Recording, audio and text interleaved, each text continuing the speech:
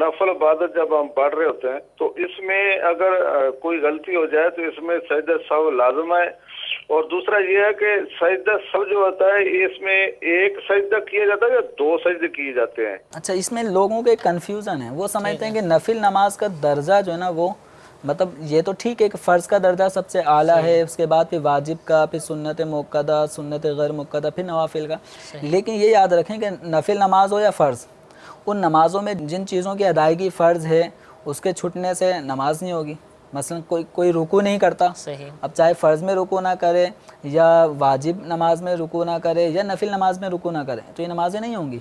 इसी तरह जो चीज़ें वाजिबात हैं तो इनमें से जो फ़र्ज़ नमाज में वाजिब है या वितर में वाजिब हैं या नफिल में वाजिबात हैं, अगर ये छोड़ेगा और ये छोड़ने का अमल भूले से हुआ तो सजदा सहव करने से उसकी तलाफ़ी हो जाएगी। जानबूझ के छोड़ेगा तो सजदा सहव भी काफ़ी नहीं होगा। अच्छा, इनका सवाल मज़ीद ये था कि सजदा सहव में सजदा एक होता है या दो? ठीक है, तो अहादीस मुबारका से दो सजदे करना ही साबित है।